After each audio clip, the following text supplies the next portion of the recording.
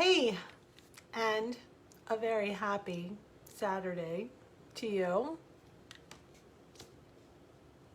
It's Thomas the Tank Engine time. Yes, it is.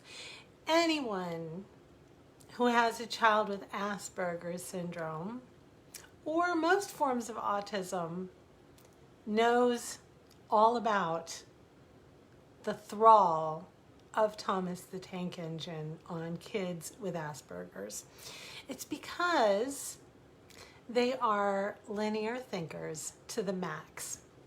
It's also because children with Asperger's syndrome and autism spectrum disorder in general have trouble reading facial expressions.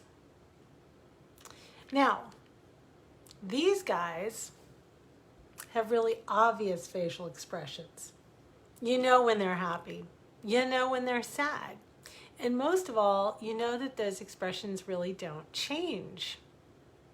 So, because the expressions are so reliable and the tracks are linear and the entire way that trains operate is linear, it's like a drug to the brains of Asperger's children. Which is why the following story is kind of important. There are going to be 3 stories tonight. They're all about Quin from the time he was a Thomas fan till teenage. And here we go. This is from July 2nd, 2007. So the first story is from 2007, the second one's from 2012, and the third is from 2017. So we're on a journey. Here we go. All aboard. Thomas, train recall, derails a toddler. This is from the Christian Science Monitor. Wrenching James, the red engine in the Thomas the Tank Engine series, away from our developmentally delayed toddler, was like shooting Lassie right in front of Timmy. I had to take James and 10 other constant companions from Quin, my 3-year-old, because they were recalled for lead-based paint. The tainted trains, like so many other recalls, came from China. It makes me wonder who in America is minding the stores. Lead paint is not an exotic additive. Its danger is not news to anyone who gives a tinker's damn about child safety. The 1.5 million trains being recalled date all the way back to 2005. We still love the train series that has been the main vehicle for teaching Quin, for learning and love James. He's our go-to train. Ma, no, James, boom to coach, was Quin's first communication ever. Translation, help mom, James, spilled, boom, my juice, coach. James, boom, the coach meant, Mom, I spilled my juice. Kids with autism spectrum do this so commonly that studies call it Thomas speak. It's a substitution in which Quin is James and the world was contacted via a trip on little wooden trains of thought. Because long-term lead poisoning produces the same symptoms as autism and developmental delays that Quin has, our doctor ordered 2 lead tests, one in his office and the other at the hospital. The test came back negative. I thank heaven Quin is lead-free, while I have China to thank for needless needles, grief, worry, and pain. The worst part? No James. The train was Quin's security blanket.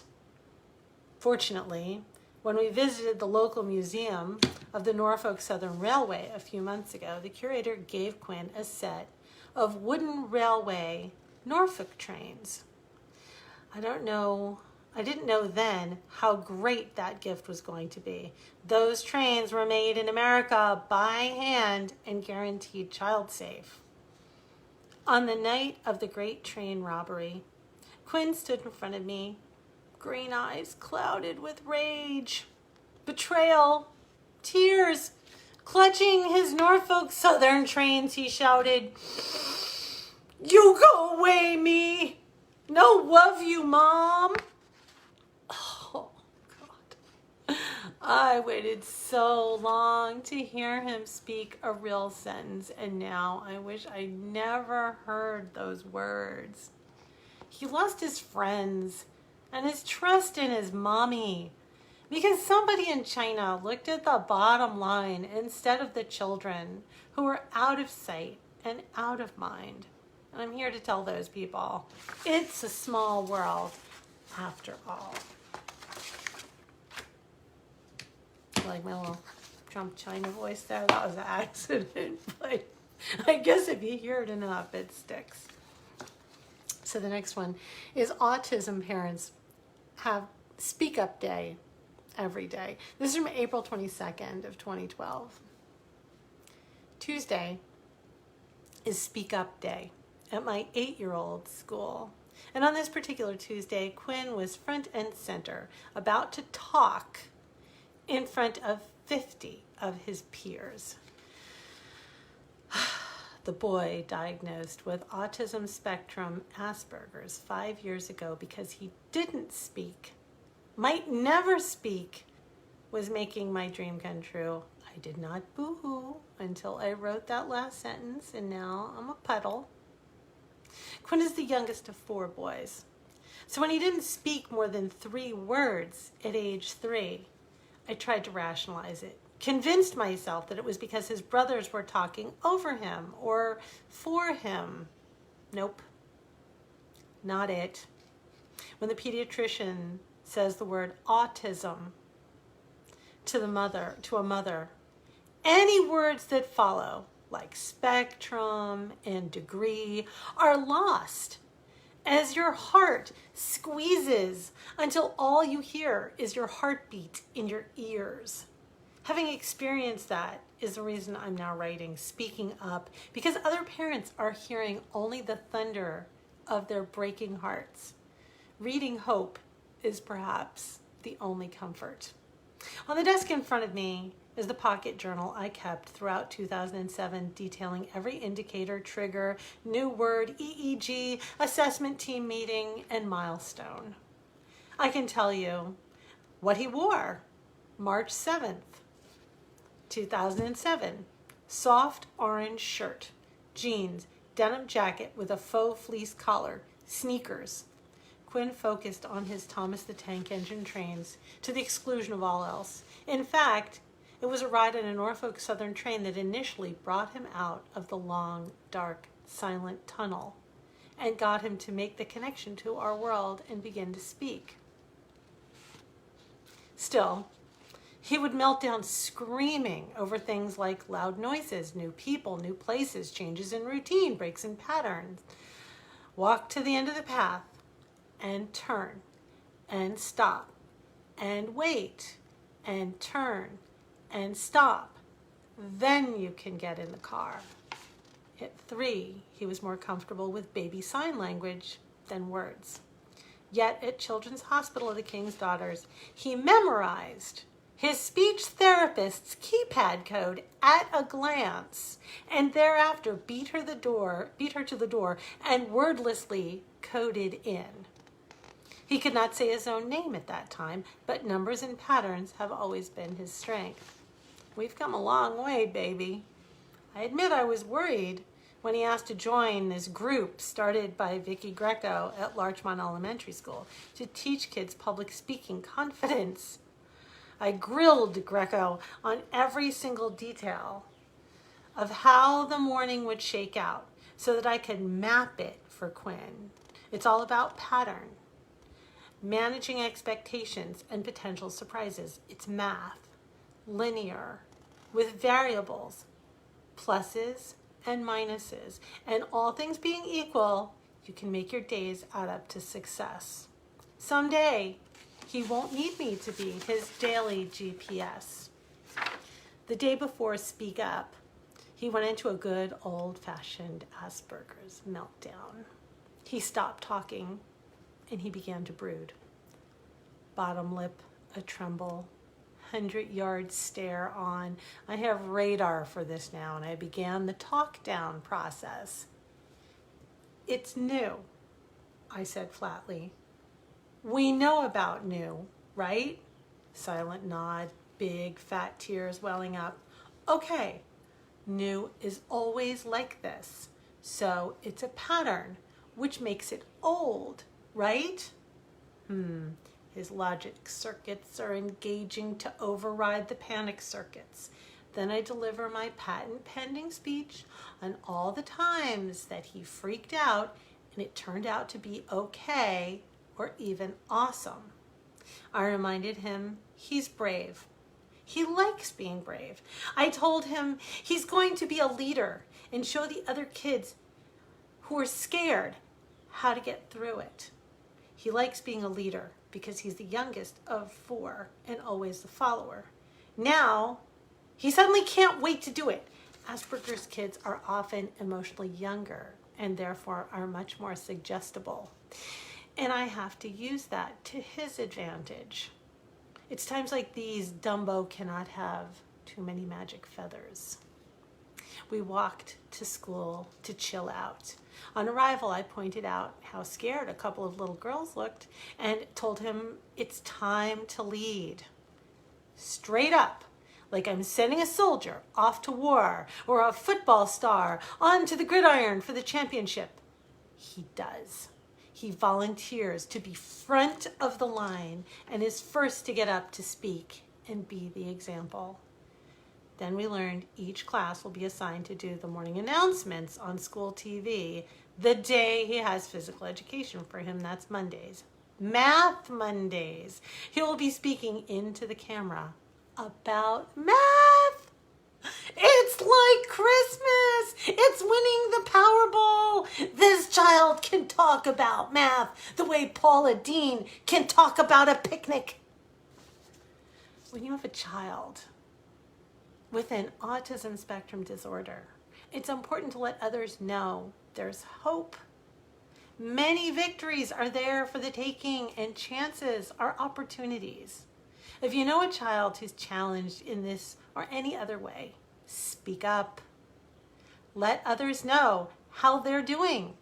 It's the best Mother's Day gift you can give. Quinn Suhay is now the epitome of that old mom joke, right? We can't wait for them to walk and talk, and then all we want them to do is sit down and shut up. Yeah, kid doesn't stop talking. So here we go for the third story. Helping autism spectrum students socialize better. Now this one's from January 22nd, 2017. So where did we start? We started at 2007. Now we've got a 10-year gap from 3-word sentences in Thomas the Tank Engine. All it will take is 3 Hampton Roads middle school students on the autism spectrum who need help navigating social situations to found a new group that will reboot their lives and those of countless others yet to come. Who's in? Old Dominion University and I are teaming up to help middle schoolers on the spectrum who may find social codes indecipherable. All they need is 3 members to start, and my son Quin is one. Quin, age 13, was diagnosed with high-functioning Asperger's syndrome when he was 18 months old. He was not speaking a word at 3 when other children had vocabularies of over 200 words or more. He finally had a breakthrough, 20 words. Short sentences. But 10 years later, our focus has shifted from getting him to talk, because now he never stops, to getting him through the miles of conversational and social minefields stretching out before him. Quin recently watched the film Aspergers R Us on Netflix. It's a coming-of-age documentary about 4 friends who met in middle school at a camp to develop better socialization skills. The boys become friends. By the time they reach college, they've formed the comedy troupe, Aspergers R Us. It would be so amazing to have a group like that I could join, said Quin wistfully. People who get me. People who get my humor and can help me figure it all out. When he says all this, he means both conversation and friends. His math, science, and self-taught computer coding skills are on lock, but when it comes to social interactions, he's really in the weeds. ODU's Speech and Hearing Clinic has just such a group, but it's for college-age people only. Fortunately, Chandra Malson, a lecturer and clinical educator, has also seen the film and was sympathetic. After I pleaded the case for middle schoolers, Malson took it to her colleagues, who agreed to develop social skills groups for middle school students, not just Asperger's kids, who have, quote, typically developing language, vocabulary, and cognitive skills, but difficulties with social interactions. The group will teach subjects such as sharing and turn-taking, initiating interactions, reciprocal conversations, appropriate comments and questions, as well as listening. I think this group is important for middle schoolers who likely began struggling in elementary school, and by 2nd grade, Quin found it hard to make small talk or understand when someone was joking. He would cry from sheer frustration, which led him to being bullied. During our umpteenth meeting about the bullying, a weary school official asked, "Shouldn't you be over this Asperger's thing by now?"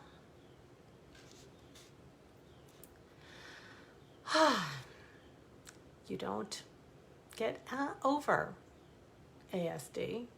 You get around it or through it. In fact, some studies show that the older ASD people get, the more they struggle as the peer gap widens. On the bright side, an ASD person is often better at controlling his or her behavior when provided the opportunity to practice compensatory strategies with peers. Which brings me to ODU and how pilot readers can help to get this group up and running by spreading the word to attract just 2 other middle school students to join. In this case, 3 isn't a crowd, it's a founding party. The group will meet Tuesdays, 4:30 to 5:30. The first session is February 7th. If you have a child who would benefit from participating in skills from the program, contact Chandra Mason. If a child in your family or community struggles the way mine does in these situations, I hope you'll join us and spread the word so that we can make a difference in their futures. So, awesome news is that right after that column ran, I got a phone call from ODU saying, stop, because they had about 300 applicants. So not only did that group get founded with Quin in it, but it started with about 8 members, and it has grown and continued. Of course, sadly, during COVID-19, nothing has continued, but it did Quin a world of good. And it did a lot of good for the other kids in the program. In fact, I think that, if there was an opportunity for them to create a group like this for adults who have Asperger's and help them to retool, that would be awesome. So now, while Quin still struggles now and again to really understand, like right now, his biggest struggle is he cannot understand at all what's going on in the world with everything from COVID-19 to the race issues. And we sit down and we talk and we talk and we talk because he knows that because he doesn't understand what people are thinking, he doesn't understand their emotional turmoil because there's so much of it coming at him from every possible direction on the internet and social media, on the news, on his phone, from his friends, that he can't cope. He literally lays down and cries. And I have to sit him down and say, did you notice that half the time mom can't cope and she lays down and cries? This is not an Asperger's problem. This is the problem that our community's in. And he was so shocked. He couldn't believe that adults who didn't have Asperger's were having trouble interpreting what was going on. So just like any other form of parenting in any other kind of situation, the constant communication that you start with your child when they're little has to continue as they grow up. So he's now 16, and he still comes to me and we still sit down and talk about the coping skills. So right now, he's having this unusual thing. Normally, he'd be staying away from people. But now that he can't be around his friends, he suddenly realizes that introverting and staying away from people is something that he doesn't like. So he's come a long way from that 3-year-old in the first story to the young man he is today. As a matter of fact, we had our first ever family barbecue last night, and Ian and Avery had their girlfriends. We were out socially distant in the yard, far from one another, having the barbecue. And Quin, without being asked, without anyone saying one word, went upstairs, got his new accordion, sat down and played for the group, made small talk, and had everybody laughing. So if you have a child with autism spectrum disorder and they've just been diagnosed, or even if they're a teenager, there are a million strategies that work as long as you're willing to work them. Because the word work is not just theoretical when it comes to Asperger's people. And the difference is looking at my son versus looking at my ex-husband, who is here today with the boys. And Quin patiently led his father through conversational skills. He reached out and he made small talk, and he saw how his dad was suffering and struggling. And after all was said and done, he came to me and he said, I'm so glad that we did all of those programs that I really didn't want to go to when I was younger, because I don't want to end up there. I don't want to be the person who shuts everybody out and can't talk to them. So it's one of those things where he had tremendous empathy for his dad that transferred to the whole family, because he's here today because it was Rob's birthday today. Happy birthday, Rob Suhay. And so it was a tremendous leap forward for Quin to be able to recognize where his dad is with the same disorder, and to see a person his dad's age who never had the benefit of having a mom take him to all these things and work with him and devise strategies. So he didn't have that. So he doesn't have those coping skills now. And Quin said the most lovely things. He said, Pop is a good person. He is a caring person, but it's completely locked inside him and he doesn't know how to share it. And he said, so I feel better knowing that I'm ahead of him and I'm just 16.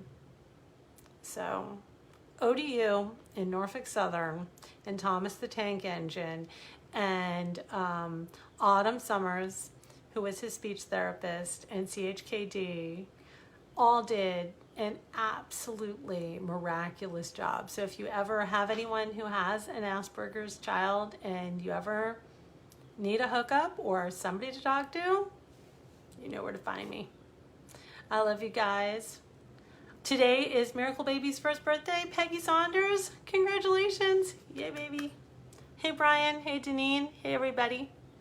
And I love you guys, and hang in there, and I will see you all tomorrow night.